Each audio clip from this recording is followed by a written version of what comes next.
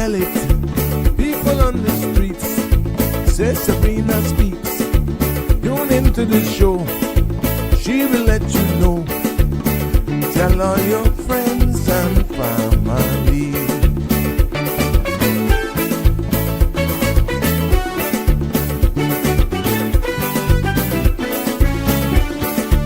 Real talk is no joke. You get the news straight up from grassroots and concerns. You hear some people gone. So tell all your friends to tune in to Good evening, Cayman. I'm Sabrina Turner, and welcome to Sabrina Speaks, your daily dose of clarity, truth, and community insights. Every weekday from 5 to 6:30 p.m., we're tackling the issues that affect you, from national headlines to grassroots concerns. Whether you're in traffic or winding down your day, this is your chance to hear it straight and speak your truth. So buckle up, Cayman. We're not holding back. This is the show. We gotta let you know. Now we got to go.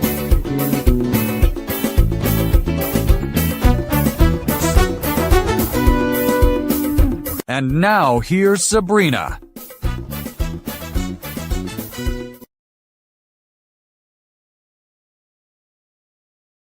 No, I'm not muted. Can you just go back out and come back in? Everything is fine on my side based on the audio.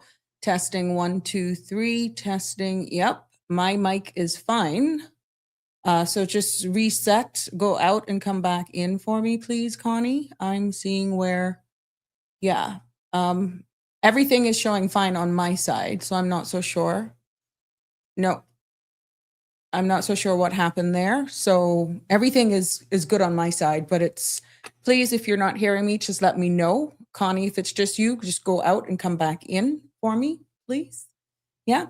Welcome, one and all, as I get ready to share the screen here and share all the links. It's good to be back with you. I know we shared a lot yesterday, and I'm good on Facebook, so I'm seeing myself. Yeah, so I'm not so sure what's going on with you, Connie Bonnie. Hello. Well, good evening, lady. Good evening. Go on there, and I'll tell you when I'm hearing you. Okay, I'm there. And everything is on my side is showing fine. So I'm asking you to go. Oh, you're in now. You're in now. Okay. Thank you. Thank you. Thank you. All right, my love. Appreciate it. Oh, I love my viewers and my followers and my listeners. Yeah, there we go. So yeah, they're the links that's up in the Facebook. I know that a lot of you have been saying, Sabrina, we can't find you. And I'm just letting you know that there's things, algorithms, whatever it is going on between YouTube, Facebook, and even Instagram. Sometimes we come up as a video. Sometimes we come, if you look on the top of your screen, if you're using a cell phone, you look for us under Reels, be it you're on the CMR TV platform, Facebook page, or you're streaming live directly from the Sabrina Turner Community Speaks. Not all the time you will see me in my videos. Sometimes it'll come up. These shows will come up in the reels. So it's weird. We have no control over where they will actually be streaming us from. So my apologies there. And if I continue to get these reports, then I'll make sure that I share the live feeds after to say, hey, in case you missed us or having trouble finding us, finding today's episode, here's the link. That's why it's good for you to follow, like, share, or even subscribe based on what platform you're on, because that way we automatically come up.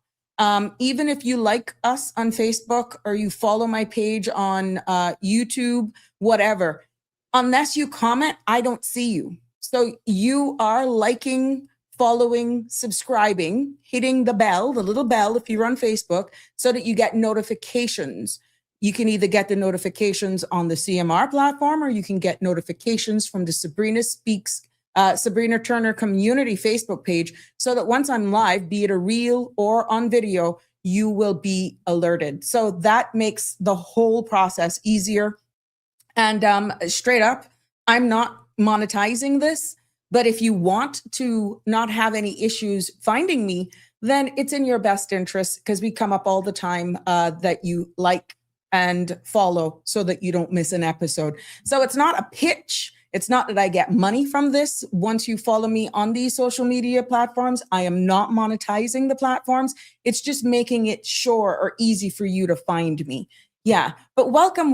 Good evening, everyone. And welcome to another episode of Sabrina Speaks. And it's good to be back with you this afternoon. Voices of the Islands, conversations for the world, and the podcast where voices rise, stories unfold, and inspiration takes center stage. Sometimes, as well as I go into and set the stage for what we're going to be discussing today, sometimes you know that this whole platform now, we will have other segments coming on that's broadcasting on the CMR page. Should there be any evening that we want to go really in overtime, I can only stream on the Sabrina Turner Community Activist page, because, of course, the CMR page then will be taken up by other content. If you are following Sabrina Turner Community Activist, and let's say my shows go on because the conversation, the feedback is that good, or the topic demands us to go an hour longer or half hour longer, guess what? You will not be interrupted. This is why you'll see me having a hard stop at 7 p.m. because I could be actually interrupting other content that's streaming on the CMR platform. So once you also like and follow the Sabrina Turner community page, if I even want to continue with a conversation, I will politely remove myself from the CMR platforms, and then I will continue independently on the Sabrina Turner Community Activist. So that's why it's good that you like all of the pages, so that if any time that happens, then look here, we just continue doing business. But yes, for all of you, my name is Sabrina, and it's good to be back with you. I know I see some new followers. I see some new subscribers yesterday as well. So thank you for coming back, and thank you for joining me here this evening as we continue with our discussions. And you're going to weigh in, because it's only about 15 or 20 minutes left of where we left off yesterday, of me delivering unbiased, just facts of what that first quarter of 2026 core government unaudited financial statement means, what it signifies. Yes. Yeah, we're going to finish that up today. And then, of course, this is your time to give us feedback, because I know there was a lot to digest yesterday with those numbers. But I just want to repeat, I'm not just repeating these numbers. We're talking about those numbers and what they mean to every Caymanian, every resident, every citizen. And that Q1 report shows, yes, for the first quarter, strong surplus and definitely high cash reserves. But behind those headlines, we also have the harsh realities that there is rising healthcare and cost growing. And then we see where the growing pension obligations has been highlighted as well, and an aging population. Number of fronts, number of statistical data proves that we have an aging population. And of course, questions about current models, whether or not the current models that we have situated is sustainable. So we will break it down this evening here in plain language, but I want you to stick with me. And please remember that the content you're about to hear, including any discussions or opinions from myself, guests, and our participants, is intended solely for general, informational, and entertainment purposes. It's not a substitute for professional legal, medical, or financial advice. So I encourage you to consult with a qualified professional for specific concerns. Bridge Media Limited and all of our affiliates disclaims all liability for any decisions or actions taken in reliance on the information presented. Yes, feel free to join in live. Join me live. You can call in 936-8255 is the number to be a part of the discussions here. And we love to hear and get your feedback, of course. So we appreciate you. And also that number, you're allowed to WhatsApp me and I keep you anonymous. Of course, I respect that with your feedback, of course. So all I ask, keep on topic as much as you can, please, and be respectful. because everyone is entitled to their opinion. And that's what the space here is all about. To the top of the screen, you see the email for Sabrina Speaks, and you also see the number as well. Now let's see what's happening with our weather forecast as we get in, because there's lots to cover this evening. Yes, and we're going to end at 7. Compliments of our friends there at the Cayman Islands National Weather Service. Here's this evening's forecast from the Cayman Islands National Weather Service. The synopsis calls for light southerly winds that will move across the Northwest Caribbean due to a weak pressure gradient. Now, a few showers could linger around the Cayman area tonight into tomorrow, after which the passage of an upper level trough is likely to increase the cloud cover over the weekend as a ridge of high pressure builds at lower levels. This is distorting it. I'm sorry. Yes, at lower levels. And we see where the forecast for tonight is calling for partly cloudy skies becoming cloudy with a 30% chance of showers. Temperatures will fall to the upper 70s. Winds will be easterly at 5 to 10 knots or less. Seas will be slights with wave heights of 1 to 3 feet. Tomorrow's forecast is calling for mostly cloudy skies with a 30% chance of showers. Temperatures will rise to the upper 80s with a heat index of 101 degrees Fahrenheit, and winds will be easterly 5 to 10 knots. Seas will be slight to moderate with wave heights of 2 to 4 feet. Today, there will be a high tide this evening at 8:29. Tomorrow, a low tide will be at 2:32 a.m. and another high at 7:35. Sun will set this evening at 6:51 and sun will rise tomorrow morning at 5:51. Now, the outlook is calling for a gradual increase in winds and seas as a high pressure system builds over the southern United States, and a moderate concentration of dust looks to move into the Western Caribbean by Sunday morning, which may bring some hazy conditions for a time thereafter. There you have it. That is your news and weather forecast for this evening and into tomorrow. Yes, now let's see what is making our news headlines for this evening, starting with our local news. Premier Andre Ebanks has concluded a 2-day mission in Shanghai, meeting with leading financial services stakeholders as part of efforts to strengthen Cayman's position in the global market. Now, discussions were held with major institutions, including CITIC Group, Vistra, Hancon, ICS Corporate Services, and the Chinese Overseas Private Funds Association. The Premier also met with the British Chamber of Commerce, Harney Shanghai, and the British Consul General. The visit included a reception hosted by Appleby Shanghai, highlighting long-standing professional ties. The Governor's Office and Hazard Management Cayman Islands are advising the public of a planned SpaceX Starship 12 test launch scheduled between the 15th and 18th of May from Boca Chica, Texas. Official says no impact is expected for the Cayman Islands, but standard precautionary guidance is being issued. Mariners should monitor Coast Guard navigation warnings, and aviation operators are asked to follow advisories from the Cayman's Airports Authority. Now, anyone who observes an unusual object is urged not to touch it and to report it immediately to 911 or Hazard Management Cayman Islands.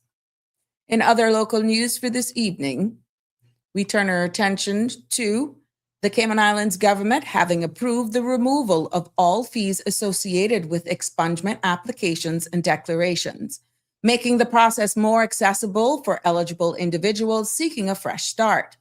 Officials says that the change supports the wider goals of fairness, rehabilitation, and reintegration, and reflects a commitment to people-centered public services. The policy shifts and is intended to strengthen communities by reducing barriers for those working to rebuild their lives. In another news making today's Sabrina Speaks headlines, the Cayman Islands government has released a summary of the Cabinet's meeting held on the 6th of May. At that meeting, Cabinet advised that the governor to grant a lease of Crown land to a registered non-for-profit organization and approved amendments to the criminal records regulations relating to applications for expungement. Now, the Cabinet also agreed to submit the Status of Children Amendment Bill to Parliament and confirmed new appointments to the Guardians Ad Litem Panel Committee, including Magistrate Vanessa Allard as chair. As we wrap up the local segment of the Sabrina Speaks news for this evening, Finance Minister Ralston Anglin has raised concerns about market dominance in several key sectors, telling Parliament that the government intends to address what he described as unfair practices and emerging monopolies.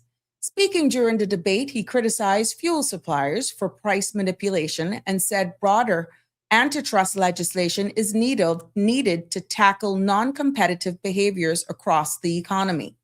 Anglin also pointed to the dark group's extensive hotel ownership, arguing that no single entity should control the entire industry. He said structural reforms are necessary to protect consumers and ensure a fair marketplace. We turn our attention this evening to regional and international news, starting with the Virgin Islands.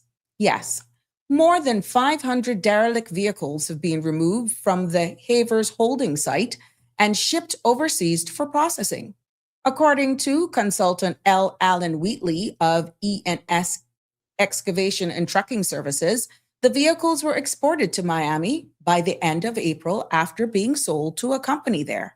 Officials says the effort is part of ongoing work to clear abandoned vehicles and improved waste management across that territory.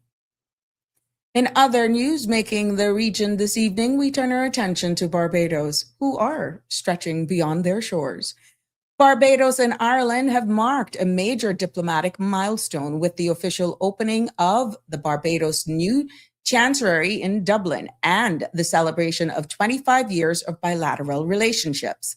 Now, the ceremony was attended by Prime Minister Mia Moore-Motley, Senior Minister of Foreign Affairs Christopher Sinclair, and Barbados' first resident ambassador to Ireland, Kelveston Haynes.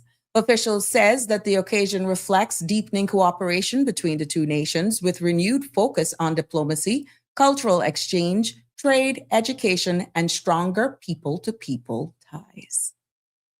Across the pond now, we turn our attentions over to the UK. Yes, King Charles III has opened the new session of the United Parliament, declaring the 2026 King's Speech and outlining the government's legislative agenda for the year ahead.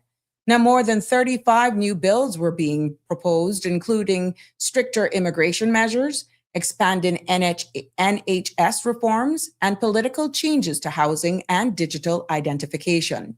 The government is also considering giving voting rights to 16 and 17-year-olds and pursuing closer cooperation with the European Union. The speech comes as Prime Minister Keir Starmer faces political pressure following recent election results. And locking off the news segment, we turn our attentions to New York City. Yes, New York City police have destroyed more than 200 illegal mopeds as part of a major crackdown on vehicles increasingly linked to violent crimes.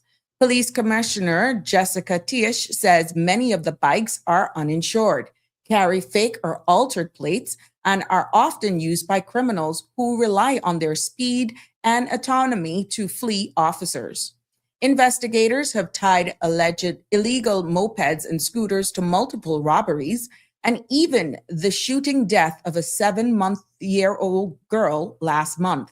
Now, officials noted that the crushed bikes represent only a fraction of the more than 5,700 seized so far this year.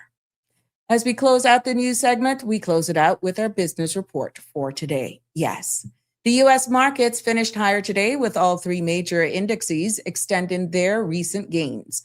The Dow Jones crossed the 50,000 mark once again, closing up 0.75%. The S&P 500 also ended the day in record territory, raising just under 1%. And the Nasdaq led the pack, boosting by strong performance in tech and AI stocks. In global trading, Canada's TSX closed higher, while Europe's FTSE 100 and DAX both posted modest gains. Across Asia, Japan's Nikkei slipped slightly, and China's Shanghai Composite ended the day lower. Here in the region, Jamaica Stock Exchange saw small increases across its major indices, while right here at home, the Cayman Islands market reported a slight uptick in Caribbean utilities company shares. The commodities, oil prices edged higher, while gold pulled back from recent highs. That concludes it for this evening. Yes, that is your market update, news, and weather segment right here on Sabrina Speaks. Hello, everyone. Welcome, welcome, one and all. How are we doing on this fabulous Thursday? Everyone's enjoying their day, I'm hoping, and looking forward to the long weekend ahead. I don't know about you, but I'm looking forward to it. Anybody going over to the BRAC? Who's going over to the BRAC? Who's going over to the BRAC? You don't have to necessarily be going for BRAC now, You could just be going over to just hang out. You could just be going over to have some fun in the sun. Yeah, right. I know all y'all would be going over there, could be tapping your foot, standing on the roadside saying, look at that one, look at that one. And come back with a suitcase full of bread. Well, you know what? I am really, really looking forward to the weekend. I'm not going to the BRAC this year. This one is going to pass me, even though I had a blast nevertheless. But for all of you who are going over there, please be safe, enjoy yourself. And just don't make no foolishness come back being reported to the Big Island. What happens in Vegas? That's the motto we're going to use, right? Stays in Vegas, I'm hoping. Yeah. Connie Bonnie's in the house. How are you today? Thank you. We heard your lovely voice. Donnie Bonnie is definitely coming up as well. And North Carolina love. I see you. I see you. I feel you too. Yep. We got to do this as we get our next segment line up here, because I'm not fortunate to have all those beautiful commercials, even though I know the ESO data is key. Yeah. Some of you told me, oh my God, Miss Sabrina, we can recite that now. Y'all too bad. That's how important it is. Anyhow, I got to let you know what's happening, because this is a career opportunity that I think is worth me putting some attention to. And what I'm talking about is the Royal Cayman Islands Police Service. Yes, they have opened their first local police constable recruitment campaign for 2026. And the invitation and the call is out for young Caymanians to apply for entry-level constable roles. Now, this is the information. Successful applicants will complete a 22-week training program before serving a 2-year probation as frontline officers. And what the Royal Cayman Islands Police Service is saying, that recruits can later specialize in areas such as community policing. You got criminal investigation opportunities. You can even go to traffic, financial crimes, intelligence, firearm response, even air operations. So it just doesn't stop there. So they're calling. The call is out. This could be you. If you see yourself being a law enforcement officer and want to show your interest into the Royal Cayman Islands Police Service, the public call is out. Now, please note, applicants must be Caymanians, age 18 to 40, with no criminal convictions. And the deadline for this application is June 14th. So you can't say Sabrina didn't tell you. It's on their website. They got a beautiful little video out there as well, and all the beautiful clips showing you all the exciting things that can come with the job, as well. But you don't just limit yourself there. So if you didn't know, now you know, and you can't say what you want to call me. Auntie Sabrina didn't tell you.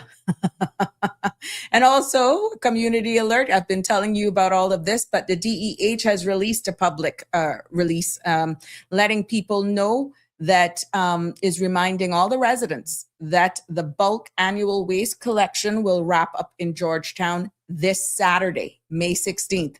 I have been at home and I have heard them. They have circled sometimes twice a day, going through the roads here in Prospect. I have been on the road and I have seen them. So Georgetown, Saturday is your final pickup collection day. That's May 16th. And then crews will then move to Bordentown Monday for week 3 of the schedule, with collection running through May the 23rd.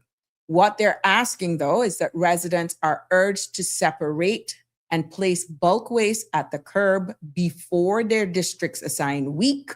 This will help them eyeball what they're looking at. So if you can put yourself out ahead of time, they will know what type of equipment, how much staff, what roads and stuff they have to definitely cover, what the volume is like. So yes, they're asking you to put it out to the curb before their district assigned week. And they're reminding us that late items will not be collected and may be treated as illegal dumping. I have a warning on it, I warn you. So DEH official says that this island-wide cleanup is an important part of hurricane season preparedness, and crews will only pass through each street once. So, I heard them today. I heard them, but that's me tuning in. I heard them in my area today. So there you have it on the screen, and I'm sharing those with you. And remember, this is a long weekend here. We got to remind you that you can still drop off your produce at one of the 4 locations. That's at the Farmers Market, the Cayman Community Farm in Newlands, Cayman Cabana, and at Thatch and Barrel out at Pedro. Because on Saturday, this is the Island Harvest Community Collaboration Leadership Man Class Project of 2026. Yes. So make sure you got all your produce and stuff. They're going to collect it. Kim and Brack, you're not left out either. Anyone who wants to participate in this over in the Brack, you can drop your stuff off at Pioneer Bakery. And as Luigi says, he will touch base with the owners there, and they will definitely let you know what's going on. And look, tea party too, Saturday. I'm quite sure. If you're going, you better confirm it now. Yes. Leave me alone. I have a WhatsApp comment. You sickened. Anyhow, all you kids who want to play tea parties and you put all sorts of stuff on your daddies and mummies to dress up, but this is an opportunity for you to bring that to a reality. But your mums or dads, guardians need to register you because space is limited, because this real tea party is going to go down at the Marriott. And that is happening on Saturday the 16th at 1:30. Yes, at the Marriott here in Grand Cayman. And children 8 and older accompanied by a parent or guardian are invited to join on this special afternoon as the Ministry of Youth, Sports, Culture, and of course, other sponsors making this event happen. And you know what? 2 days event, Culturama. We were telling you all about this yesterday, but it's good to remind you because there's just a lot going on. Yes, Culturama. Tickets are available via Eventpro, $25. It's 2 nights of culture and art and dance. And we know that they were doing this event today for students in schools to see what is going to be showcased. They got it on the house. They got it for free. And they had a question and answer segment as well. So congratulations to UCCI for giving them the opportunity to see what you're going to be showcasing, and to all of the persons who are participating. Congratulations for you who have this love for arts. So yeah, spectacular event, and definitely we're nothing short of things to do this weekend here in the Cayman Islands. And Monday's a public holiday. It's Discovery Day. So you can take in everything if you're in Grand or you're going to Kim and Brack, and you can start from tonight. Hink, hink. Oh my goodness. So yeah, that's it. Oh my goodness. Can't say I don't have housekeeping. We're definitely getting content here on the space, and it's important for me to share it with you as we continue to build this space and prepare for the next chapter of CMR TV and CMR broadcasting. We're going to call it in. Everything's going to go, and eventually we will be broadcasting live on radio too. Hence, you see the change in the format as we get ready for the next chapter of your CMR family and what is in store for the future right here. I want to say huge happy birthday shout outs to everyone who's celebrating a birthday today. birthday, anniversary, celebrating life, whatever it is you're celebrating. Yep. And of course, some big names were in town yesterday as we said our farewell to a very, very prominent person in our islands, Mr. Hugh Hart. We had delegates and VIPs from Jamaica, and I even heard prime members of the United States were here, but also for anyone who has lost a loved one. Our thoughts and prayers go out to you.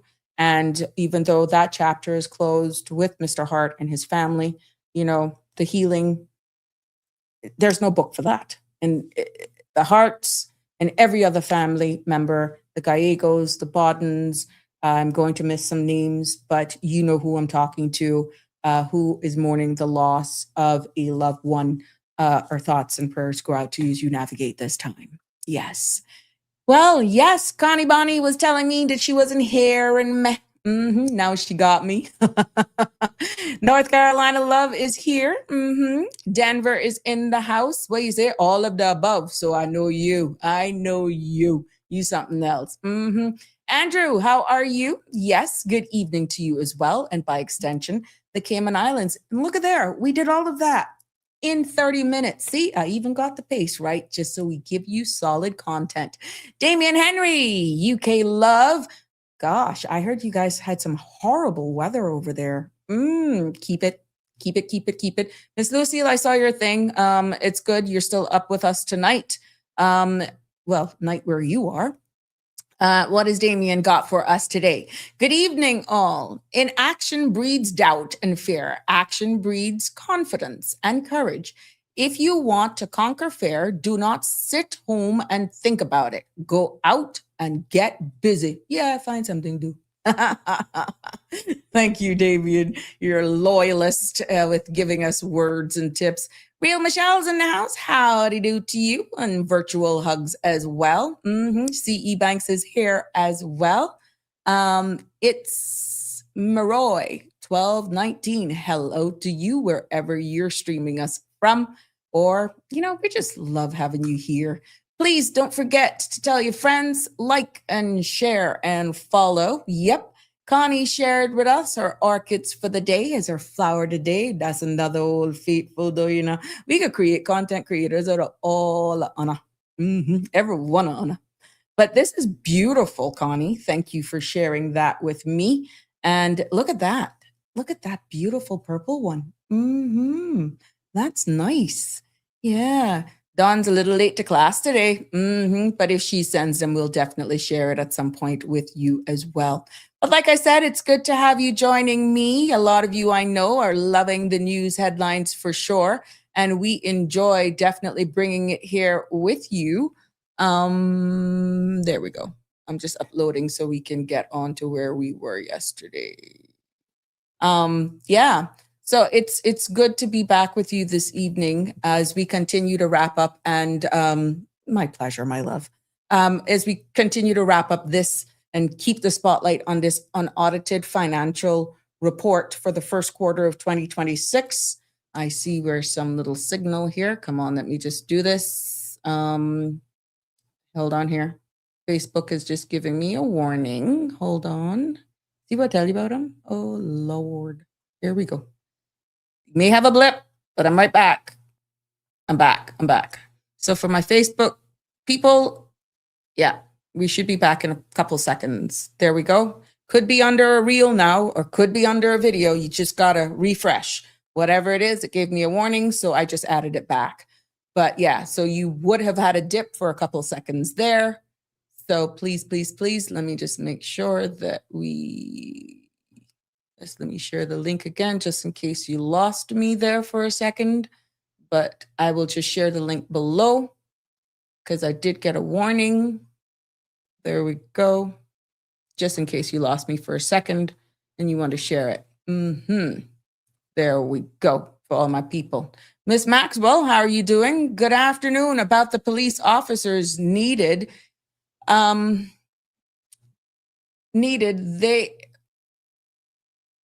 the police officers needed to who they want. They give it to who they want, Sabrina. I know of a very nice young Caymanian man, clean police clearance, passed CSE. That's GCSE passes with applied 2 times. If he does this time, it will be the 3rd time. This place isn't for Caymanians, but just in my opinion right now, even with housing program, I'm going to change my passport next. Laugh out loud. Have a good evening. Miss Bonita, I'm really hoping that, they have a right to ask why they're failing with the Royal Cayman Islands Police Service. They have a right to find out what's going on. And I'm sorry that you feel that way with the housing, bearing in mind, Miss Juanita, that they did admit over 3,000. There's a gap. There is a huge gap in housing. Hence, this big reform now is trying to fill the gap, and the discussions are ensuing about prefabricated homes. Remember, we brought up a topic here. We had a whole thing on that about why this policy is good and how it will fill the gap and people could find homes quicker, and it's cheaper as well. So, but with the recruitment thing, I hope that if he's that adamant, that he's that wanting to serve and protect and represent us in the Royal Cayman Islands Police Service, that he'll go back the 3rd time. Maybe the 3rd time is the charm, Miss Juanita, because at least he can't say he didn't get 2 times of practice, and he knows exactly if there's something that he's falling short on. Just at least he knows the environment. He can see where he or she's falling. You said he, right? Where he fell short, and hopefully that he'll be successful, and you'd be able to share that news with us, because yeah, we will continue to share it here. I just saw it, and I definitely want to make sure that we share the news, because we're talking about our people not getting job opportunities. We know that our numbers here for Caymanians are low. There is no reason, unless you don't want to be employed, why you either not self-employed or be able to find a job to do something. It may not necessarily be what you want, but based on the numbers in our statistics, I don't really feel we should have an unemployment issue at all in the Cayman Islands unless you so choose to, or medical reasons. You understand what I'm saying? But if you really have that appetite to want, he said he applying to get good. 3rd time's a charm. Miss Juanita, keep us updated. Keep us updated. Yeah, our numbers, and in comparison to some other places, I mean, people who say, Sabrina, hush. We don't want to compare us to anybody else. We need to make sure that we not only give our people a fair chance, but even when you get the opportunity, that the environment isn't against the locals and that we are paid fairly. Now, that's a wider discussion, but I don't want to take away from the substantive conversation. But remember, tomorrow's open mic, and we can get into that, because we are hearing the discussions that the wages and all of this sort of stuff, unscrupulous behaviors, and from both sides as well. So I think with everything that we're facing, the reality is based on the statistics, and we're breaking it down here in layman's terms, that our numbers of Indigenous people are really, really, we outnumbered. We can't have children fast enough. We cannot, based on our pace of growth. And with immigration reform and with the data coming out here, it has to be paid somewhere, money, revenue, creative ways for the country, the government to be able to present a balanced, true budget. It's a delicate dance. It's a delicate dance. So I'm not going to give you my conclusion, because this space is for you. I'm just delivering the results. And this is why I welcome your feedback here this evening. You are more than welcome. Yeah, but I hope he does try again, Miss Juanita. You're more than welcome. Denver says, why didn't they advise him why he failed? 2nd times they should see his desire to become a police officer. Well, that's why Denver tell him 3rd time's a charm. 3rd time's a charm. And she's going to definitely keep us abreast with what's going on with that. Not that we're demanding anything, but what we're saying is, if somebody has that type of interest and there's nothing mentally, physically, intellectually wrong with the individual, I'm quite sure there are other offerings that is in the area that maybe he may qualify for. So let's see. Where there's a will, there's a way. And with that type of motivation and determination, Miss Juanita, you know what? 3rd time's a charm. There we go. Denver, they only said his application was received. That's it. Oh, he didn't even get shortlisted? He didn't even get to go to the physical side? Ooh, okay. Third time's a charm. We can put it out into the universe, girl. We can put it out there. Tell him to reapply. Tell him to reapply. Third time's a charm. And maybe on this application, put the big number 3. Third time. At least shortlist me. At least shortlist me. Give me a chance. Because what I'm hearing from you, he's not even gotten shortlisted. So what could be the turnoff?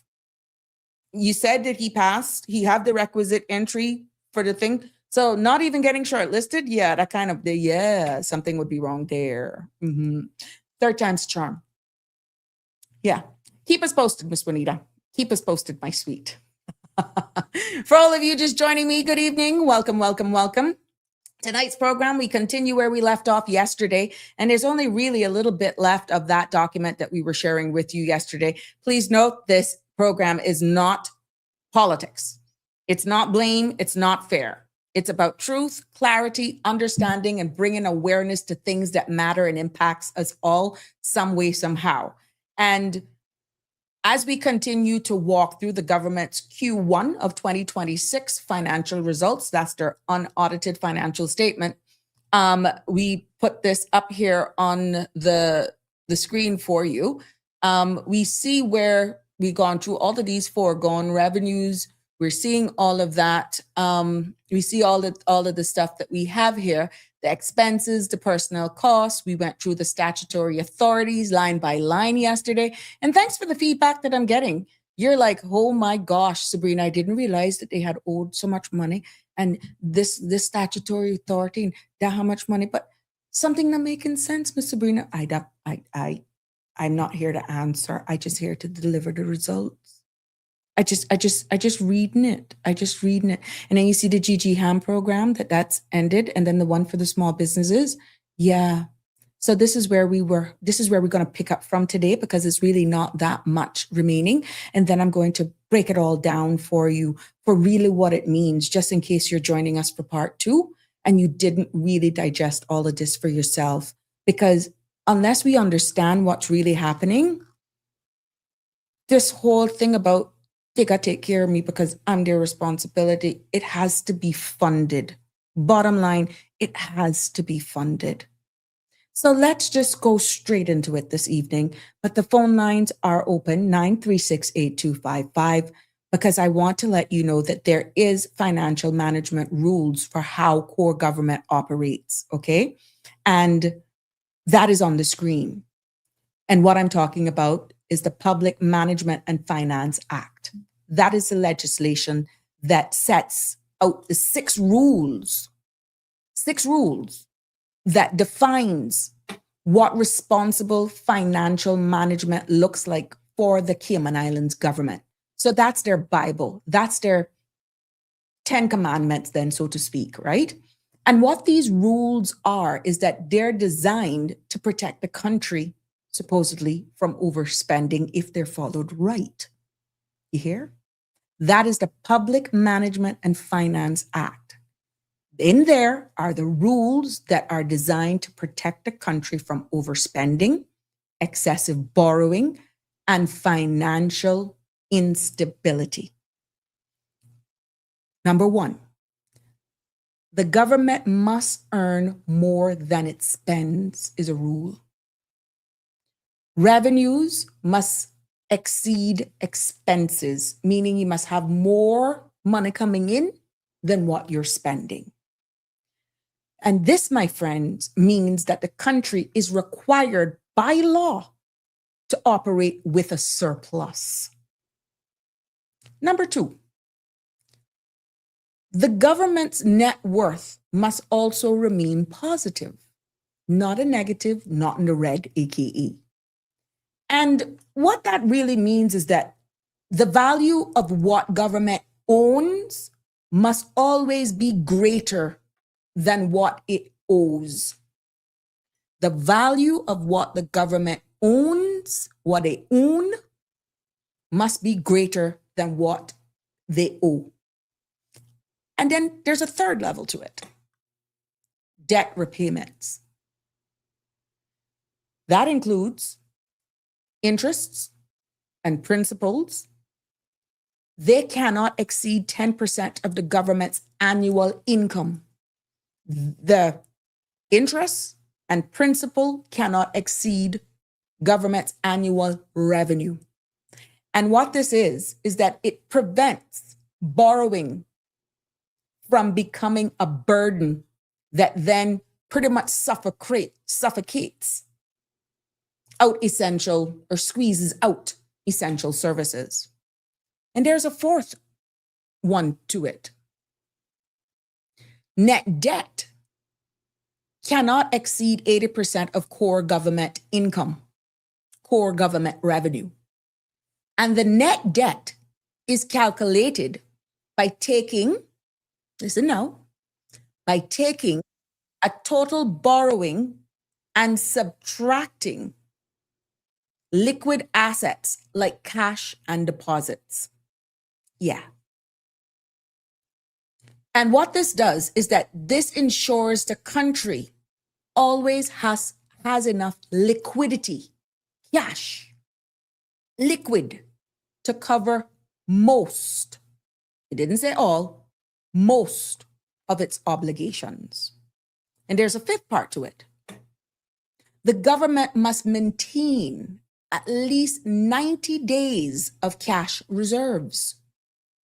At no times should they go less than 90 days unless there is some serious reasons, serious reasons, right? They can't do it. They're not supposed to do it. And what this does, my friends, is that this puts them in a very good international standing, understanding that we're a financial jurisdiction. So this rainy day rule ensures that even if revenue stopped tomorrow, if income stopped coming in tomorrow, the government could continue to operate for at least 3 months and respond to any emergencies, for example, like hurricanes, without having to borrow a cent. So you understand, that is the rainy day. So what they did, they didn't push it to 1 month. They didn't push it to 2 months. They pushed it to 3 solid months, 90 days of cash reserves. And finally, also in this, the government must also manage financial risks responsibly, prudently. They must manage financial risks. And that includes loan guarantees. Remember, we spoke about those yesterday. Pension obligations, shortfall, and other contingent liabilities, meaning they take the responsibility of these GG hams, saying people will pay them back, small business loans. They stand as security people. And it's only when the borrowers, Caymanians, me and you, who take up these government grants and do not honor our requirements, government has to put aside a rainy day fund for these contingent liabilities, meaning if I fall short, then the government bails out, and then they honor the financial institution that I did business with, for example. And also to minimize the chance of these risks turning into unexpected expenses. So when we hear about these, all of these grants and all that good stuff, right? It's not that they don't want help, but are you really prepared in honoring your obligations? It's one thing, government got plenty of money. There's no free lunch either, because it has to be paid back some way, somehow. And then what we need to understand as everyday citizens is that the rules that are in this piece of law explains why Cayman maintains cash reserves that are so strong, and why the debt levels must be kept low, and why the financial discipline is built into the very said law. And they are the foundation of the country's financial stability and a key reason why our home, the Cayman Islands, remains resilient in the face of global uncertainty. Yes. So here you will see me having, and I will download this link after the show today so that you will get access to this document. You will see where it shows the cash flows. It shows the cash flow of core government and the operating activities. And this section is explaining how the government cash moves or has moved during this first quarter of 2026. And what it shows here is that it is different from the revenue and expenses, but it's also about the actual cash in hand or cash in and the cash that went out. So that's the important thing. And there are three categories that are actually explained in this document. The categories are operating activities. And what that is day-to-day government operations. Category 2 is investment activities. These are under this, are like fixed deposits, capital projects, like if they want to build a new prison, if they want to build a new courthouse, extend the legislative, the parliament, stuff like that, capital projects, right? And equipment and investments. And then you got the third category, financing activities, debt repayment, and leases. So when we look at this,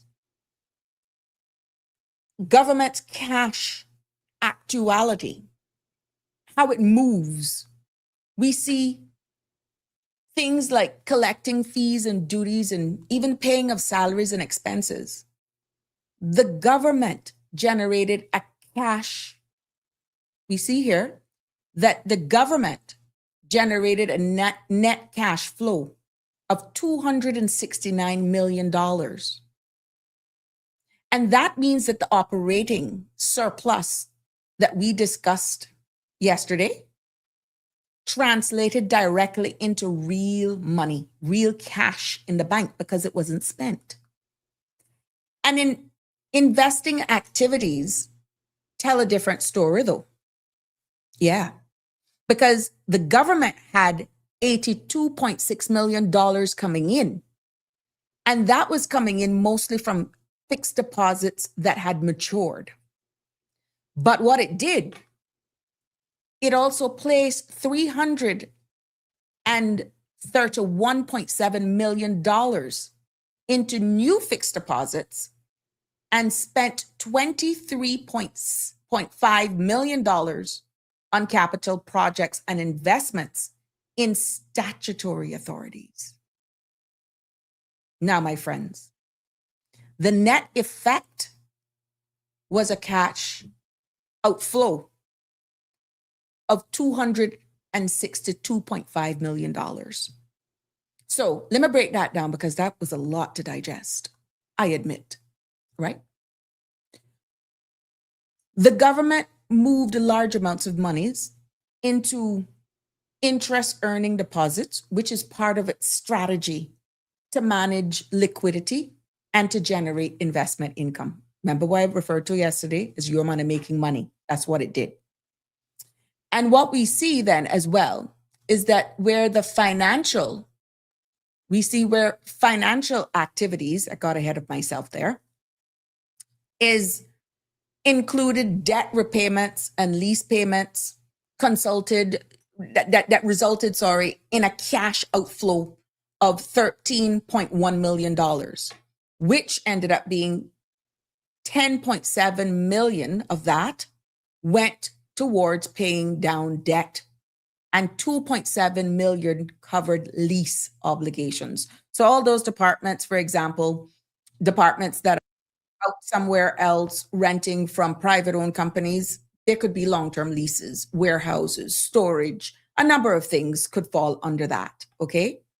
And what is a big takeaway here from this is that the government's operations are generating, yes, strong cash. And much of that cash is being placed into fixed deposits to earn interest.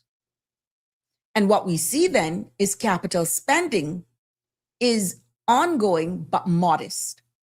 And then we see that the debt continues to be paying down, which is good because we're able to do that. And this, my friends, these movements of monies reflects then a cautious, sometimes as a minister sitting down by the table when Mr. Jefferson comes and say, you can't do that, you can't do that. Oh, we're tapping into this. You feel like you want to strangle him because you know what you want to deliver for your country, your people, your constituencies. And they're telling you, no, but the rule says this and the rule says that. That's speaking from experience. But my friends, this movement reflects a cautious and conservative approach to managing the country's finances. Now, I know I'll have some of my colleagues say too conservative while my people out there suffer. Yeah, but fall afoul and can't come back to pay it. Then what? So I'm on the fence a little bit more with at this time because of what's happening geopolitically. And let me tell you something, it ain't no lifeboat coming anytime soon because what's happening around the world, we're not immune. So I think if it's one time we have to be very cautious as a country in a national budget, it should be now. So I can see this right now being a case where cautious is going to tick off some possible members.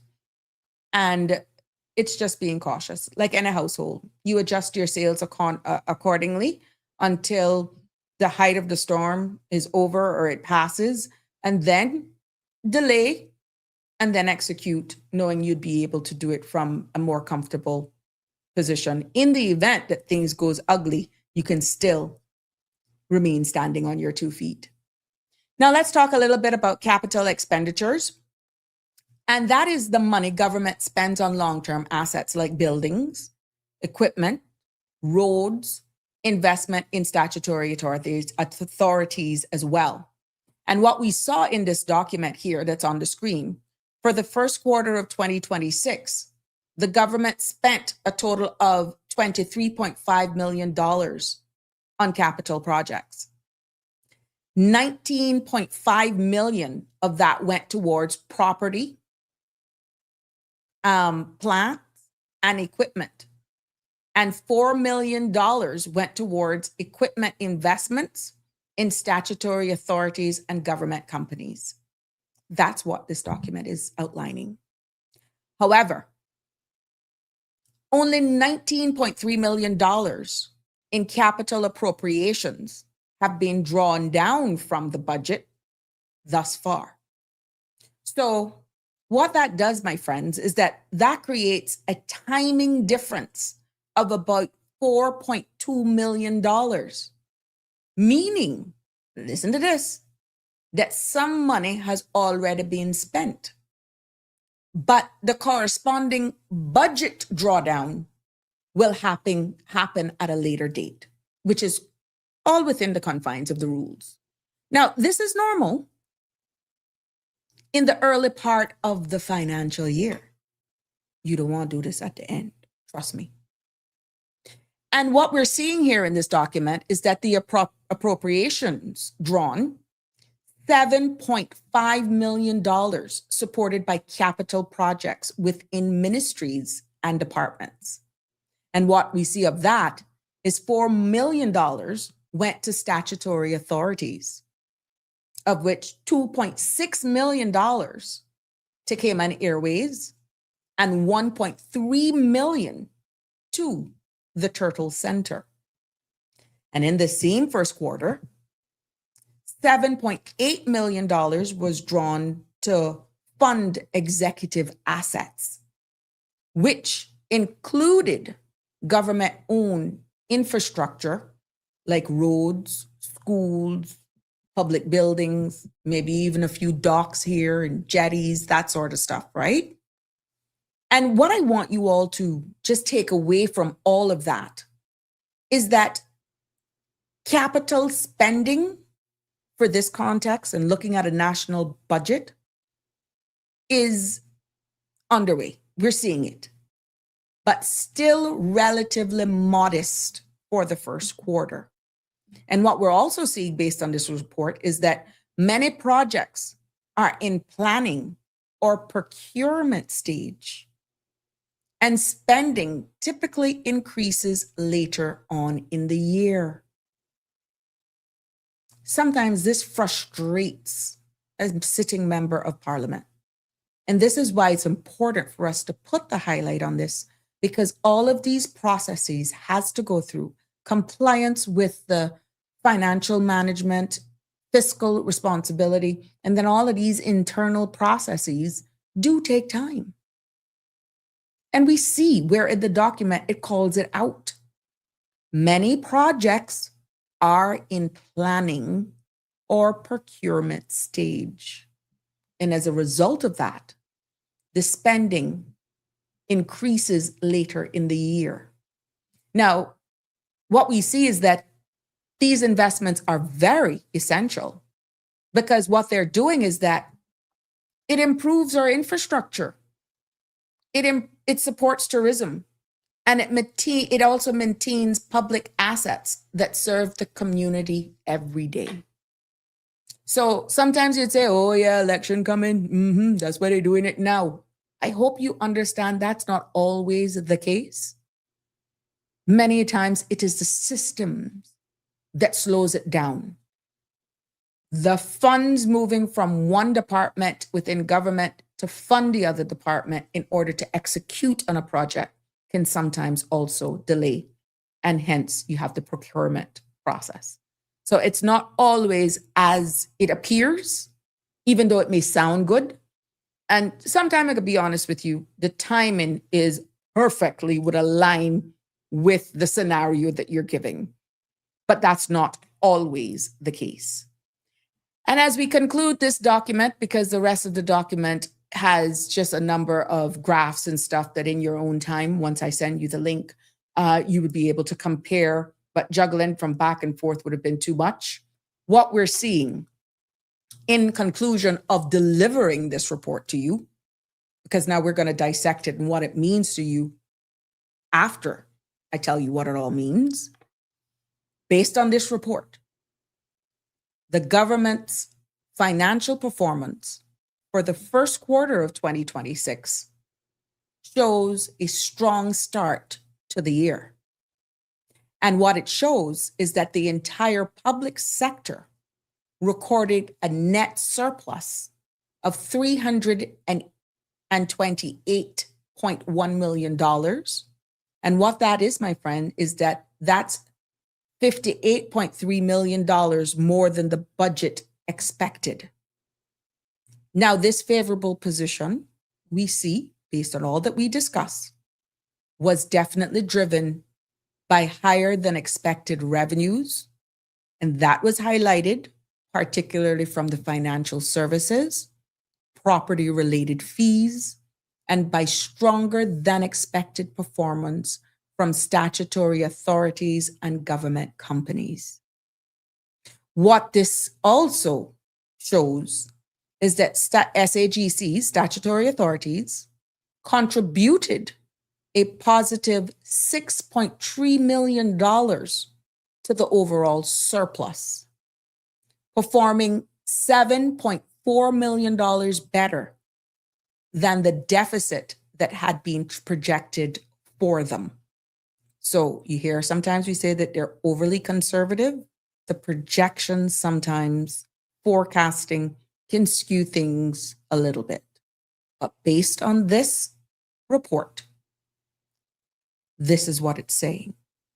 And also it says, and this is reporting, that government's cash position remains very strong in the first quarter of 2026, ending with quarter at $722.6 million. However, this report makes one very, very poignant point, a very important point, and I don't want you all to miss it. The point is that this surplus will not last because as the year progresses, operating costs will increase, vacancies, will be filled. We also see capital projects will move forward and major expenditures will also come online. And these planned activities will significantly reduce the surplus recorded at the end of March 2026. So what I need you to stick with everything that we have shared here this evening and from yesterday is that this first quarter report shows financial stability and strong revenue performance, but it is only the beginning of the year. We can celebrate, oh yeah, because so far we look as though we're playing by the rules. But the real test will be how the government now manages rising costs, project delivery, and service demands over the remaining 9 months of 2026. Can you imagine? That's how quickly time flies.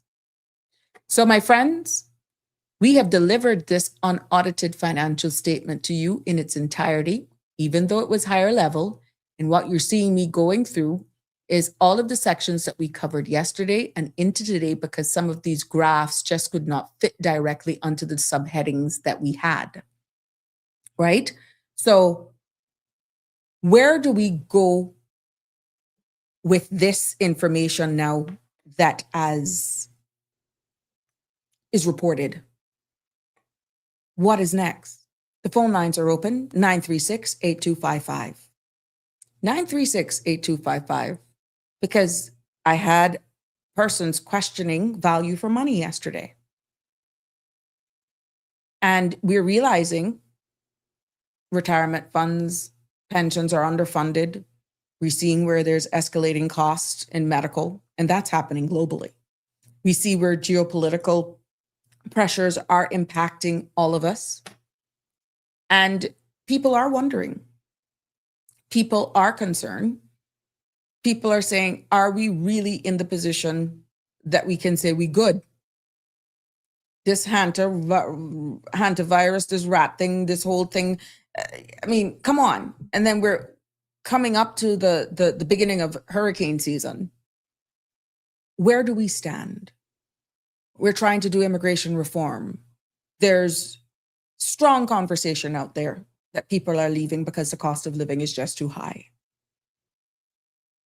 The impacts of Caymanians feeling less and the impacts of you being a minority in your own home country is becoming a reality. Where the money is coming from in order for us to sustain ourselves, sustain our country, without levying some sort of increases. Is it sustainable? A lot of you have asked. One thing is to remember, Cayman's government does not collect income tax. It does not take a portion of anybody's salary.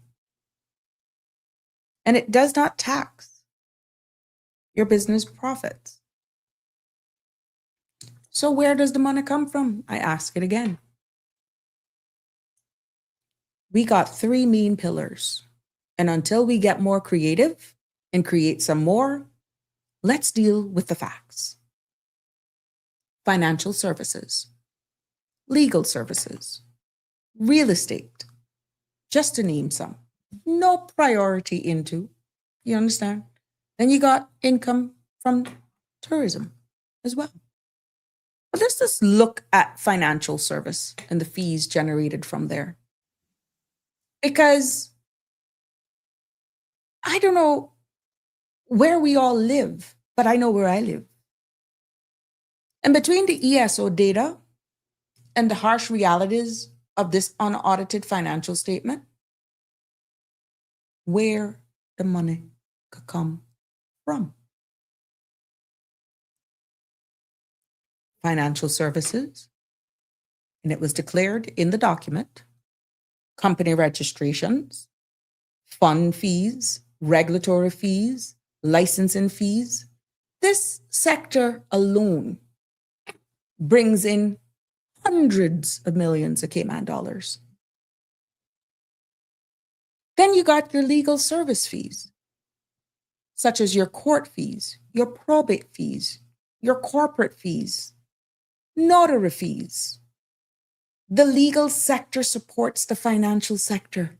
They go hand in hand. And together, they're the backbone of government revenue, whether or not you want to believe it. The numbers don't lie. The data don't lie. And this is why you hear the judiciary screaming, we need proper facilities. Let us get a good working environment so that we can get better processes, better services, quicker return times, that sort of stuff. Because even though the big capital injection for them to retrofit a bank, penny wise, pound foolish is what it's resulting to, but gratitude is still there. We got to look at the numbers and we got to make it make sense.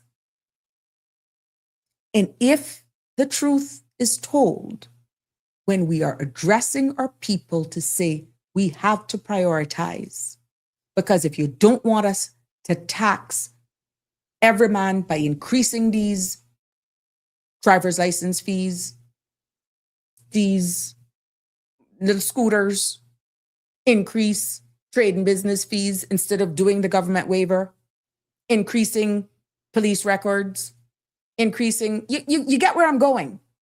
Lower the income duty for residents. Imagine if they do that.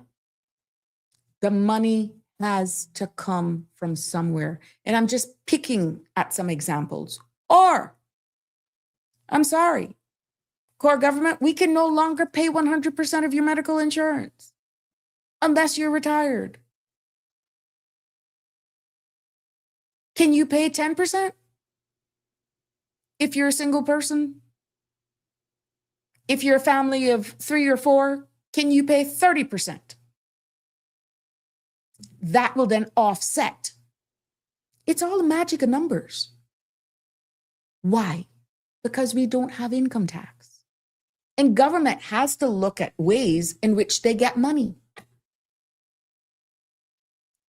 Look at real estate. It's a delicate balance when developers ask for concessions. But if we got a whole heap of people that need jobs in the construction industry that Caymanian local-owned companies get subcontractors, subcontracted contracts from, or even they may get a contract. You got to give some to get some. Because planning fees come out of that. Filing a plumbing and electrical. And you got your architectural fees and all of those sort of stuff. Not being an expert in the industry. Those are all fees that are coming into core government. Stamp duty, land transfer, registration fees. The increase from 7.5% to 10% alone boosted revenue significantly. These numbers, my friends, I'm taking out of the very same unaudited financial statement to bring it down to say, if we cut any of these, where is the money coming from?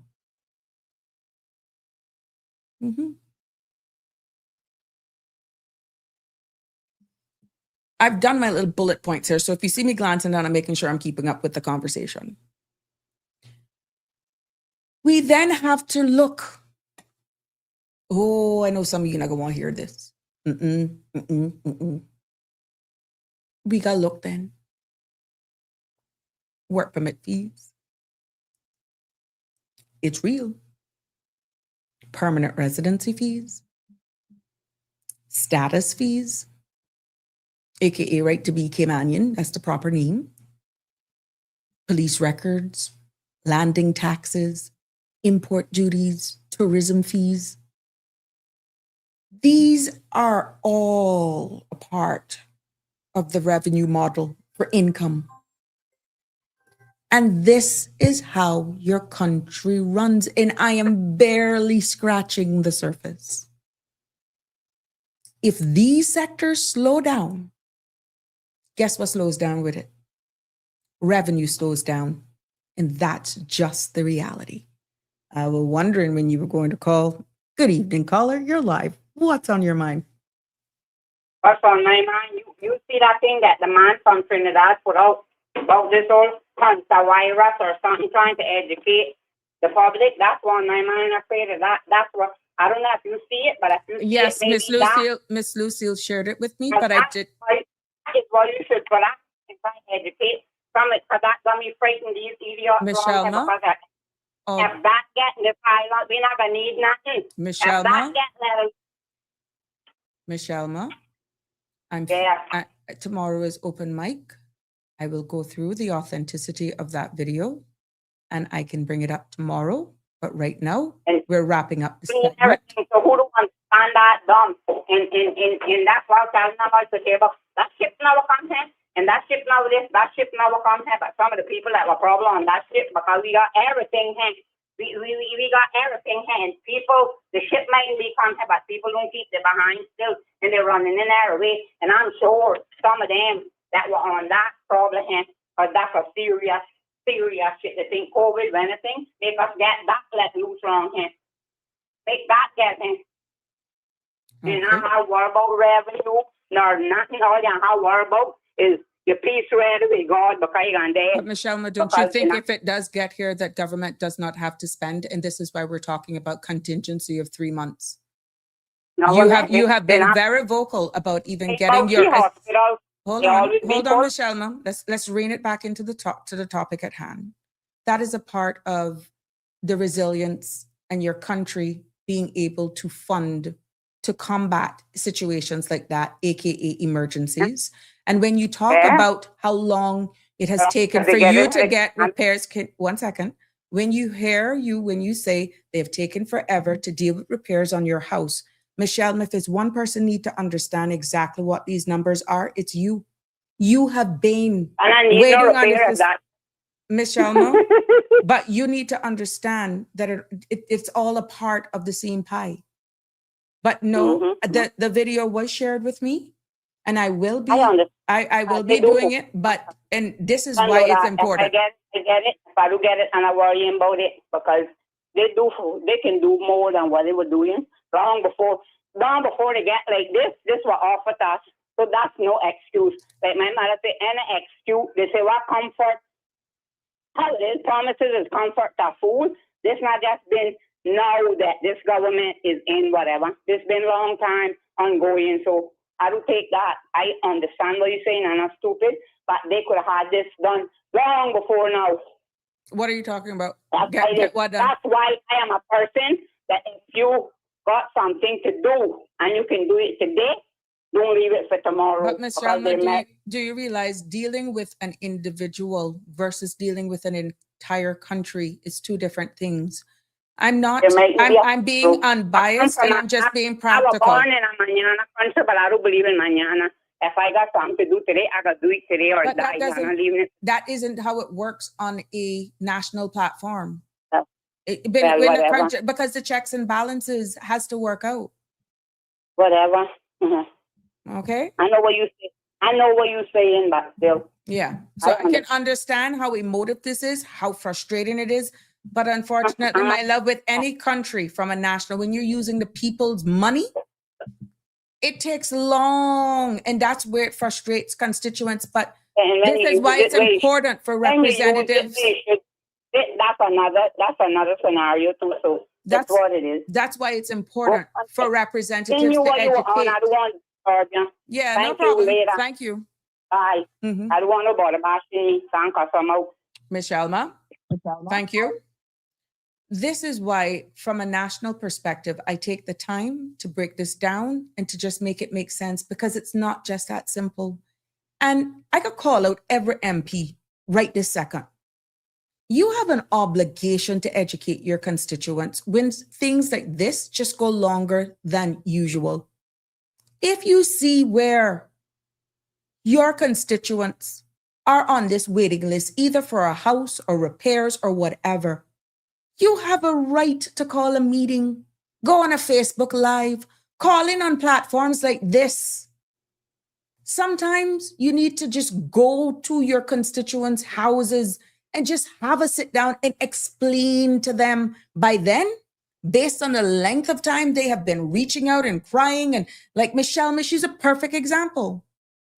There's so many others that are frustrated right now with the system, but to everyone, whether this is a spillover from 2 administrations ago, 4 administrations ago, the mere fact that you are an elected MP right now and their constituents that are waiting, you have a responsibility to explain and educate your constituents how it works, which is why I'm taking the time to break this down. Yes, we have this hantavirus out there. And yes, there's a video in circulation, but I have to check the authenticity of that video. I'm not going to play it just because it's making its way around social media. Yes, it's important. But this is also important because what I'm getting into next is very important, because we see in this very same budget where healthcare is highlighted, the Minister of Finance, Ralston, said it. He cautioned. He cautioned. And he was a nail tip away from saying, look, I do not know how much longer we are going to be able to hold the cost of healthcare together. And I'm not putting words in his mouth, and I'm not speaking on his behalf. But what this continues to reflect is that indigent care, geriatric care, overseas medical care, this quarter alone, overseas care cost was $14.1 million. That's not money that is staying in this country. That's money that is gone, that has to be paid overseas for our indigent, geriatric people. Overseas medical care is all lumped into that. And that is only the first quarter. First 3 months, $14.1 million. And we see where scholarships cost $12.7 million in just 3 months. We see where social assistance, financial assistance cost $8.9 million. And yes, civil service salaries, personnel costs were 131 million Cayman dollars. And that was below budget because there are still vacancies that are not filled, which means it's going to increase. The more the civil service employs, the more that $131 million will increase as well. That includes the pensions, that includes medical, not only for the individual that is working, but by extension, their families who they declare on their contract. And we see where capital projects, which is your roads, schools, buildings, only 19.5 million spent so far. So far is the operative words. This is the cost of running our country for the first 3 months of 2026. And life continues. Procurements then approved. People are then hired. Civil servants retire. Payment packages go with them. Yes. as hard as it to digest. Fuel cost, geopolitical, hurricane season, hantavirus, any other kind of virus, any other natural disasters. We saw where the other morning Jamaica had a 4 point what? 4 point something earthquake? Yeah. Hence, the contingency of 90-day surplus. They were saying maybe we need to do 4 months. These are real. There are some sobering truths about healthcare. Sobering, and it's outlined in the document. It has been said on the floor of Parliament by the Minister of Finance, who has spoken loudly that healthcare is becoming one of the biggest pressures on the budget. Indigent care exceeded the budget and continues to exceed it. Because I'm unbiased, I'm not even going to give you my time in that seat. So I will not digress. I'll stick in being unbiased and just deliver the facts. Geriatric care exceeded the budget. Overseas medical care exceeded the budget. And then you ask why? Because we're seeing where our population is aging. We're seeing where chronic illnesses are rising. We're also seeing specialized care is expensive. And many of our own Caymanians cannot afford private insurance. And even those who are willing to get private insurance, midway through, they are dropped for whatever reason. When they do need them, they're capped and says, go to Sinico. You Caymanian, go, your country will, your government will take care of you. That's the truth. But here's another fact. Healthcare costs are rising faster than we can see government revenue coming in. When you really look at it.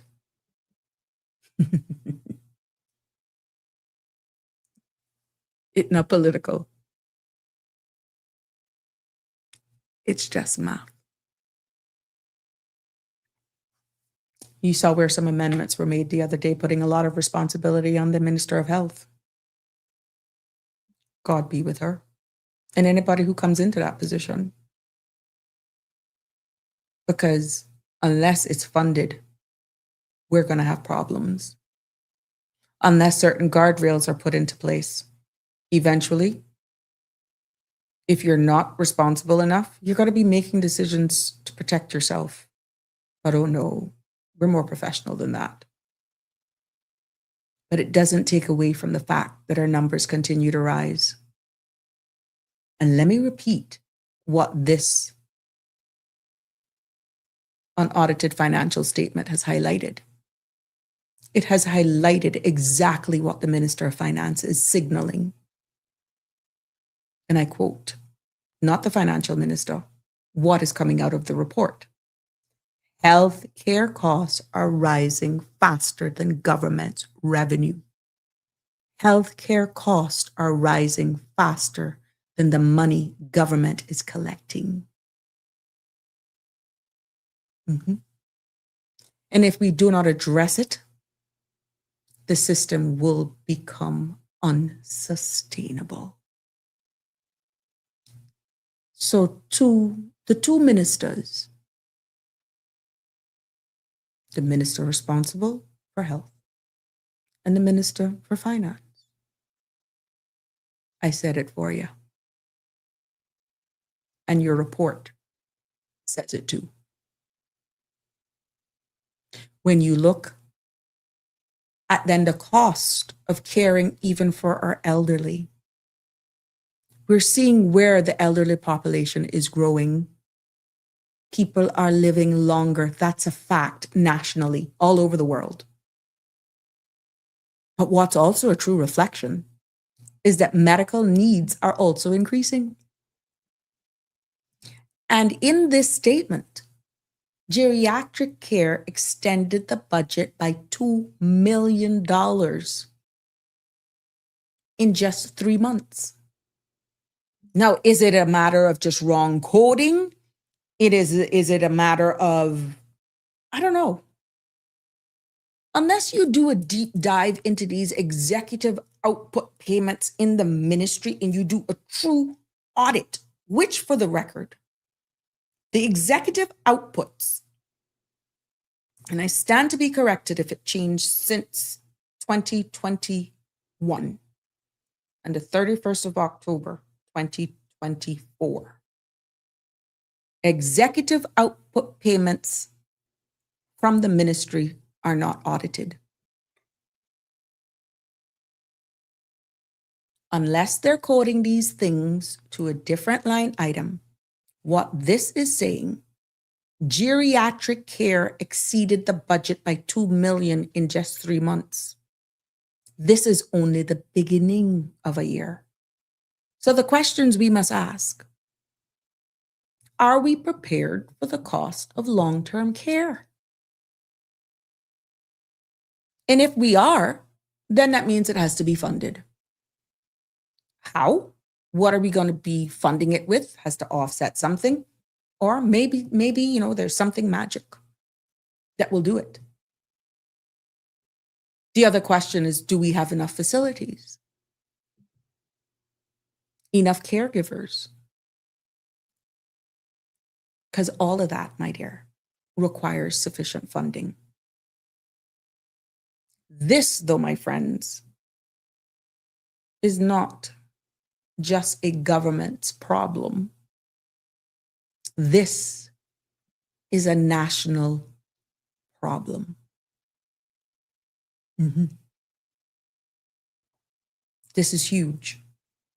And this is a reality. This is not loom and this is not gloom. We're just dissecting the numbers that is in the unaudited financial statement. Some may be a little bit more reserved in how they deliver because of their position, and I can respect that. And some of them may not necessarily want to deliver the sobering facts because they're optimistic based on forecasting. But when it comes to healthcare and the cost, that is one thing you can't deny that has not held its own and holding its own ground, stating every report that has come out for decades, healthcare continues to be the noose around this country's national debt. Healthcare cost. An executive output is a lump sum of monies that is given directly to a ministry, and each line item should they fall short, they then fund, for example, as the former Minister of Health, there's executive outputs that you have in a transfer payment, one line item, let's say to help persons who are going away for medical scholarships, to do things within the community, to sponsor schools, that sort of stuff that aligns with your ministry, or to help a young person or a senior person, right? Once it aligns with your ministry.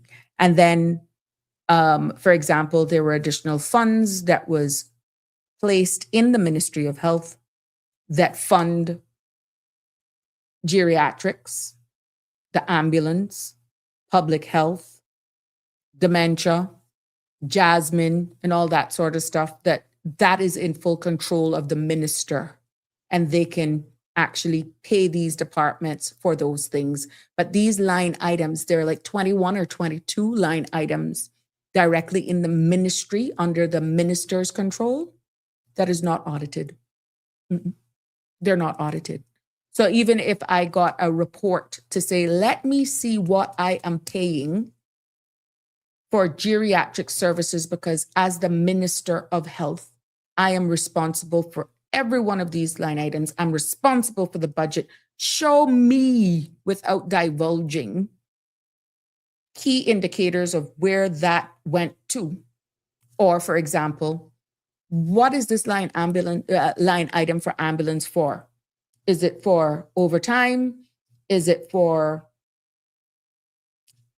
maintenance of the ambulance? Tell me what it's for. You have to literally ask those questions. And then hopefully you'll get the answer. And hopefully the answer will be factual. I have the right as a minister then to ask those questions because I'm responsible for all of those line items. And what you can do is just take what they give it for you.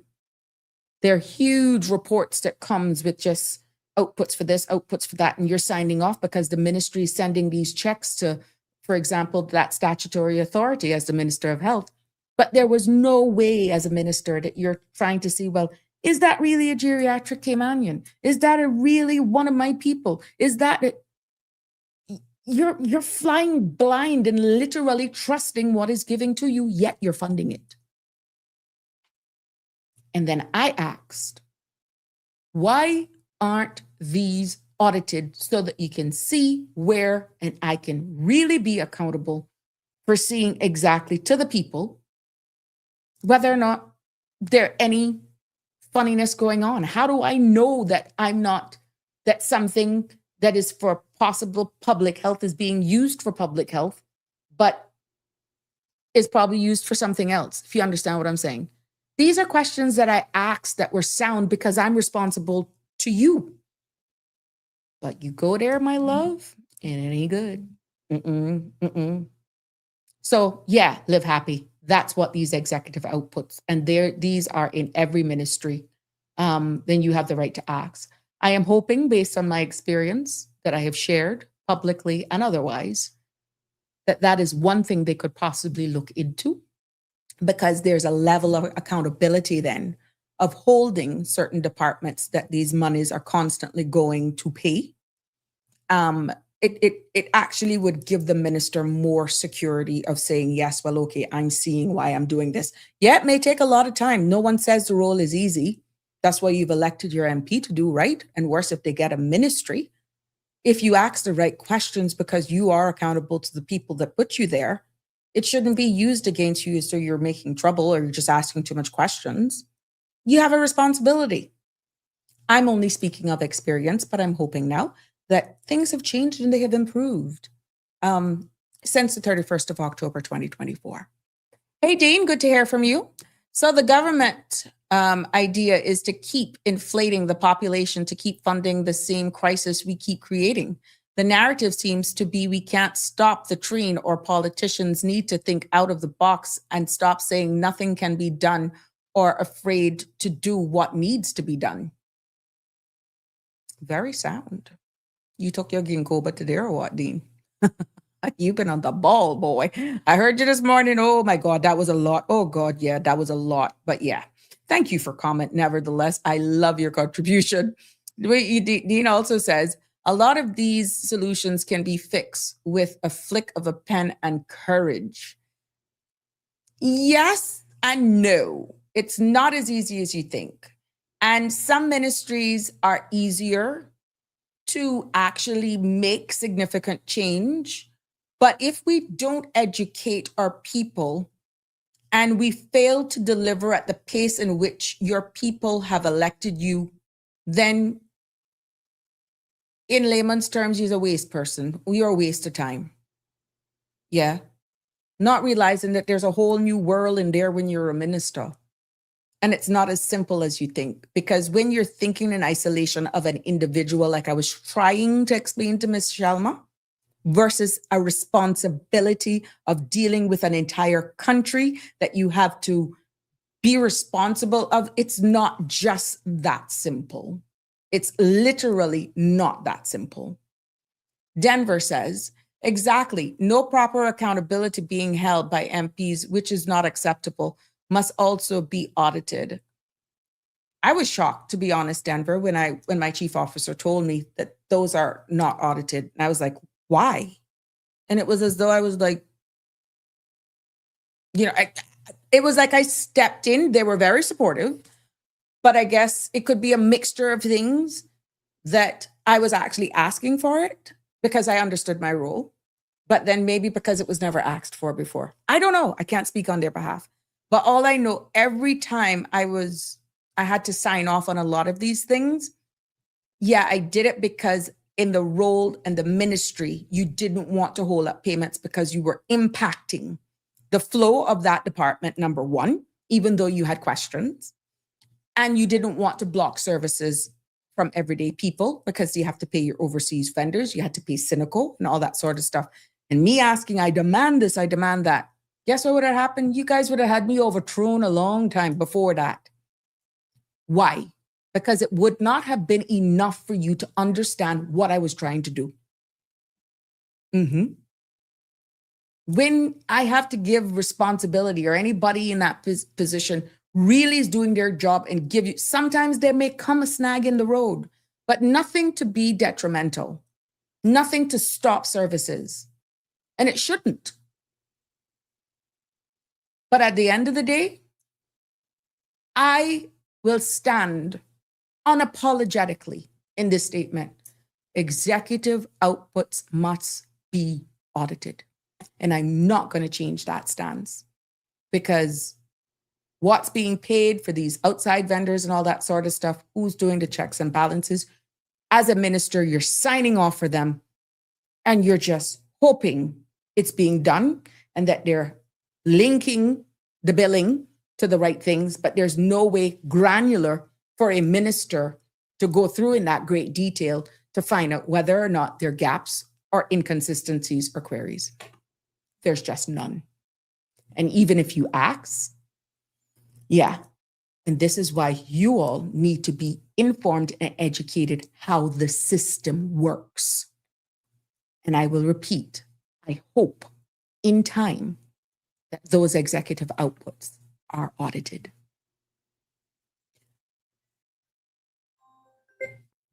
Good evening, caller. You're live. What's on your mind? Good evening, Miss Sabrina and Cayman. Good evening. Everyone is well. Just want to say you're doing an awesome job of explaining to those that do not understand how government works, how reports work, and sometimes we must sit and we must listen. If we do not understand it, we have to listen. Mm-hmm. They are, how can we say this? There are a lot of things that are urgent in this country right now. And we all know what they are, correct or not? It doesn't matter regardless of our situation. How do I put this so people don't get upset at what I'm trying to say? Sometimes life gets us into situations we never imagined we would get into. Mm-hmm.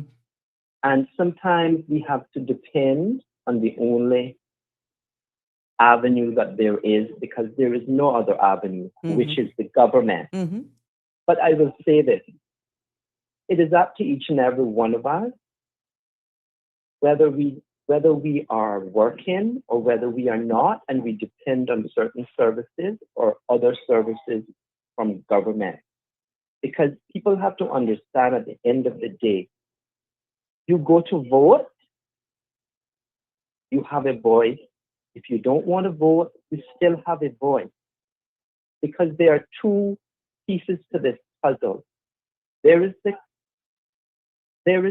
government that is there running the country. You have the opposition. They are those that don't vote. So there is that voice for them, okay? Mm-hmm. And then you have those that voted. The government is their voice. But what we have to do is get to a point in this country where we hold every elected official. It does not mean whoever you are, whatever you are. Mm-hmm. Doesn't mean because I did not vote for you in the constituency I live in that I do not have a voice. You still have a voice, and you still have two voices, I call it. You have the voice of the opposition for you, and you have the voice of the government. Because I will say this, we all No, Cayman is an aging population. Mhm. And like we keep saying, it would not put a dent in our population if every young male and female that is married today that doesn't have a child created one in the next 10 years. Mhm. We're not going to put that dent there.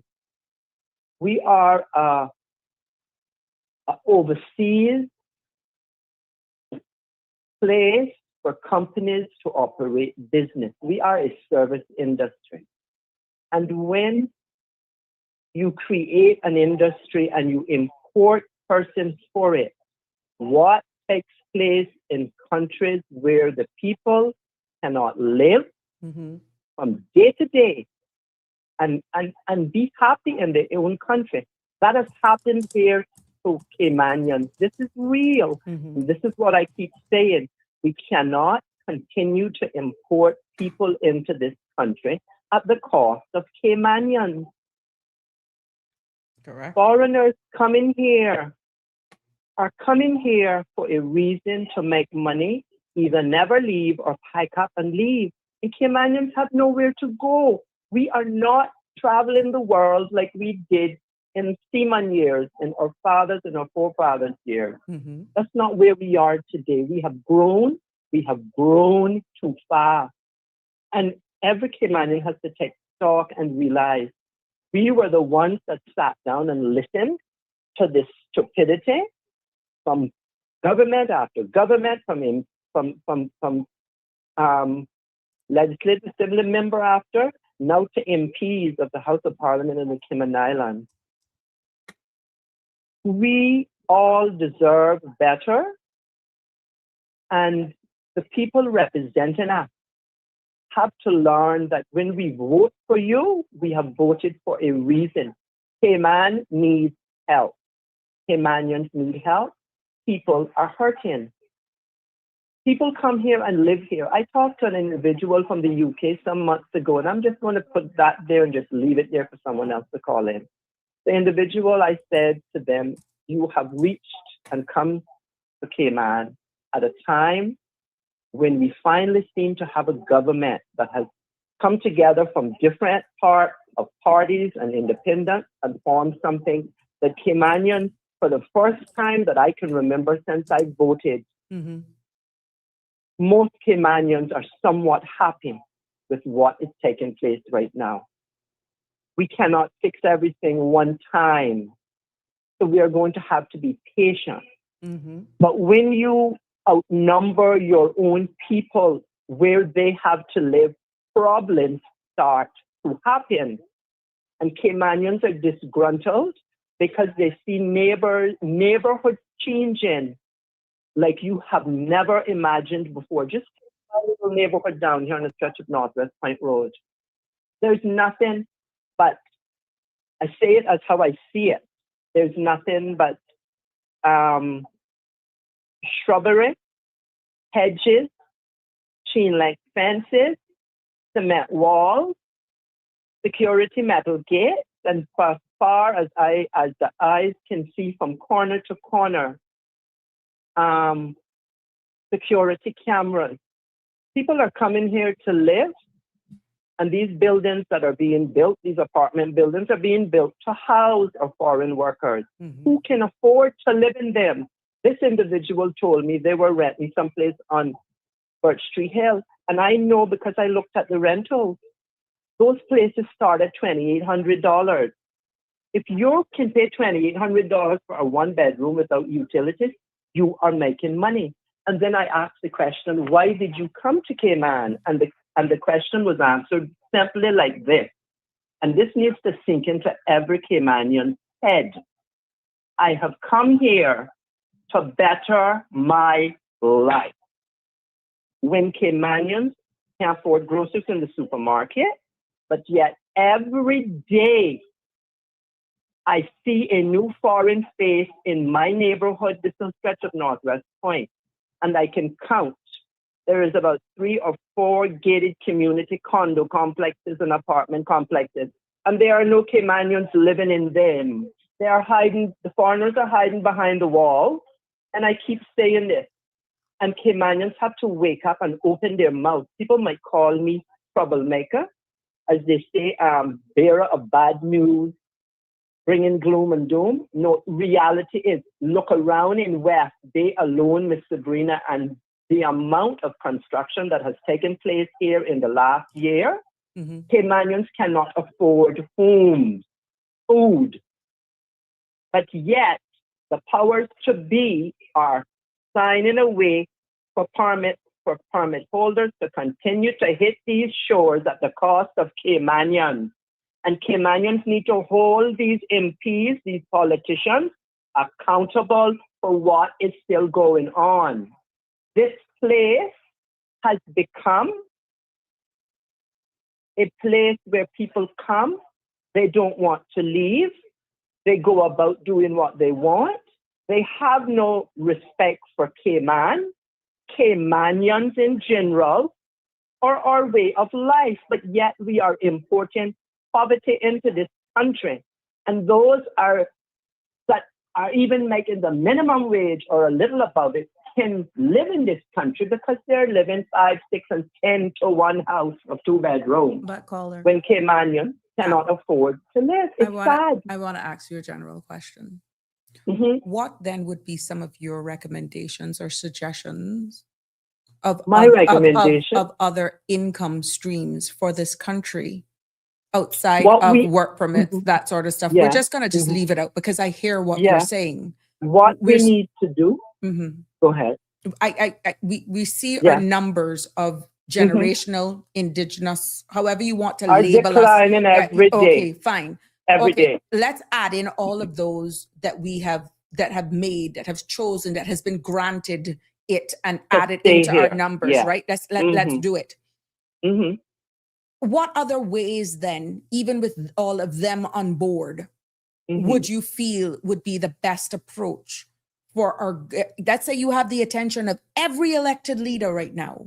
What would be some of the other ways you feel this country could actually be making other revenue streams without then imposing it on its nationals? Because at the end of the day, everybody's benefiting, but would you then dare to tread here that some of the expectations that government has to do everything is unrealistic as well? It is. And what needs to take place is more government-private partnership. We have so many construction companies here, Ms. Sabrina, that they could go out and build less expensive homes. Caymanians don't need no $300 homes to live in. We just want something that is decent, hurricane-proof and ready. And government could go and start with the construction companies. If government even had to guarantee the loans that they're getting from the banks as a guarantee, let's go do it. Your people need places to stay.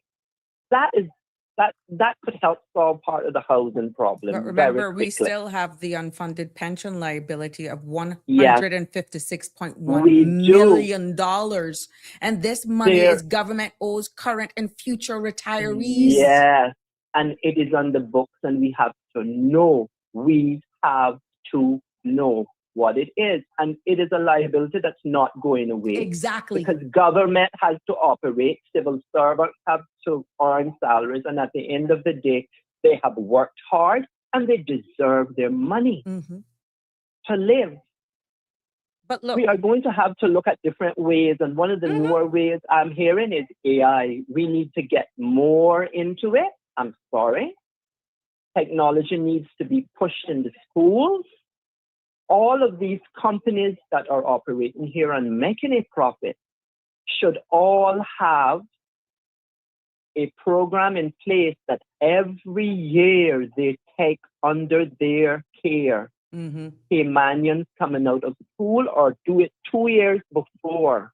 Go into the schools and start giving, what's the word I'm looking for? Go into the workplace and learn the ropes of the industries, the construction, the plumbing.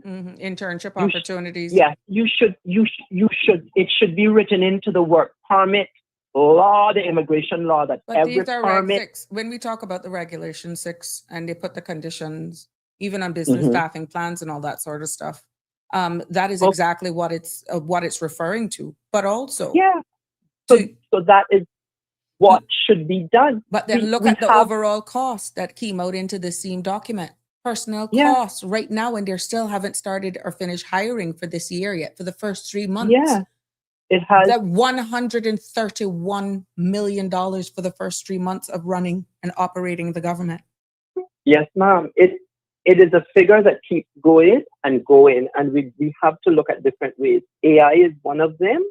We could also look at becoming, open up call centers for, like the rest of the world has done. Mm-hmm. Because if a hurricane hits this place this year, and God forbid one does, we are bankrupt. Because government can't fund the Caymanians that need help in every aspect of their life now. And they can't hire But everyone. They can't no, hire but- everyone. And what would happen then? Mm-hmm. Do you think that these companies would stay here if we do not have the infrastructure for their telecommunications and so forth and internet? The people are not going to stay here. They would have to go to other jurisdictions, Which correct? is why To work. the premier is aware right now, trying to solidify To beef and up tighten up, to beef business. up the financial. There Exactly. you go. So And Asia is the place to go. there we go. But if that was to happen, most of these foreigners would pick up Mm-hmm. and go from here, and most of them probably would not come back. I think we need, as the MPs, not speaking on behalf of any administration or any No. individual, just in generally speaking, with the acceptance that we are a minority in our own country, the fact Yes, that we we are. are overrun and we're creating more jobs right now, or there are more job opportunities than we even have our own indigenous And people our to fill people them. are not trained Exactly. to do them. That's why we should start 2 years before students graduate, it still even doesn't- 3. It still doesn't go with the pace of demand of service, because we're a I service-based know, economy. but at least, Ms. Sabrina, we would get more Caymanians having an idea of what they would like to do before they leave Understood. school, instead of coming out and wondering, what am I going to do? I feel They would have avenues. I feel that from a national perspective, the conversation needs to be had more candidly, and it's We a need delicate it's a delicate balance with making sure that you are making laws, policies, and regulations that your people don't feel disenfranchised or left out. Yes, but ma'am. then it's a harsh reality, like It is a talking harsh about the reality. personnel cost and what it takes to run the Uh-huh. government, the underfunded pension liability, Yes, and this ma'am. whole thing of addressing that narrative, that belief that government must do everything because we do Mhm. not pay income tax. No, and I'm just going to end with this. For any one of us that relies on healthcare or whatever it is because we cannot afford it, I leave this and I say this. We are all responsible for our own selves.